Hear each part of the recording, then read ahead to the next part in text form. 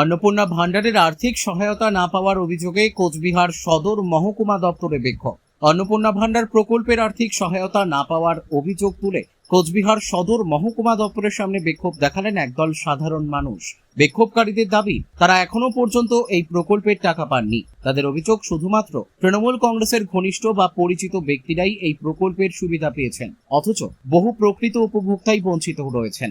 এই অভিযোগের প্রতিবাদে এদিন তারা সদর মহকুমা দপ্তরে বিক্ষোভ প্রদর্শন করেন এবং প্রশাসনের কাছে বিষয়টি খতিয়ে দেখে সকল যোগ্য উপভোক্তার হাতে দ্রুত আর্থিক সহায়তা পৌঁছে দেওয়ার দাবি জানান। এ প্রসঙ্গে বিজেপি নেতা বিরাজ বসু বলেন, যোগ্য সকলেই অন্নপূর্ণা ভান্ডার প্রকল্পের টাকা পাবেন। সাধারণ মানুষের উদ্বিগ্ন হওয়ার কোনো কারণ নেই। এক মাস আগে 4 তারিখ অর্থাৎ আমাদের যেটা মুখ্যমন্ত্রী শুভেন্দু অধিকারী আমাদেরকে জানিয়েছিলেন যে সমস্ত যারা আমরা খেটে খাওয়া মানুষ আর কি, যারা আমরা আছি, আমরা যারা সাধারণ গৃহবধূ মহিলা, তারা আমরা ন্যায্য 3000 টাকা করে অন্নপূর্ণা ভান্ডার পাবো।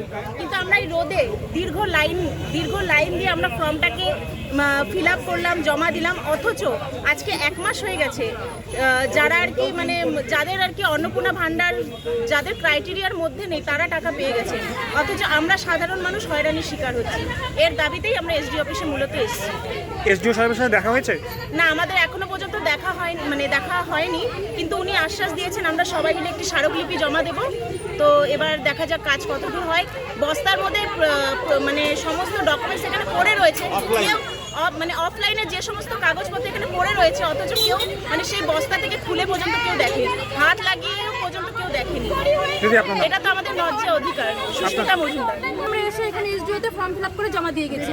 অপেক্ষা করলাম, সার্ভে হবে, কোনো কিছুই হয়নি। কালকে 1 তারিখ গেল, ফর্ম ছুঁয়েই দেখেনি, ফর্ম আপলোডই হয়নি অনলাইনে। আপনারা নিয়ম মেনে কিভাবে হবে?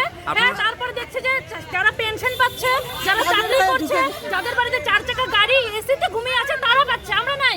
কেন পাচ্ছেন না? মানুষ নাই। কেন পাচ্ছেন? আমাদের ফর্ম তো আপলোডই হয়নি, পাবো কোথা থেকে? এটা আপনারা কিভাবে জানতে আমরা পারবেন? তো অনলাইনে আধার কার্ড দিয়ে করে ওটিপি পেয়েছি, তারপরে দেখলাম যে ফর্ম আপলোডই হয়নি। কালকে আমরা সন্ধ্যার সময় অনলাইনে গিয়ে ফর্ম অনলাইনে করে আসছি। আজকে এখানে কি করলেন, কাকে জানালেন? জিজ্ঞাসা করতে কাউকে তো বলতে হবে যে আমরা কেন পাচ্ছি না।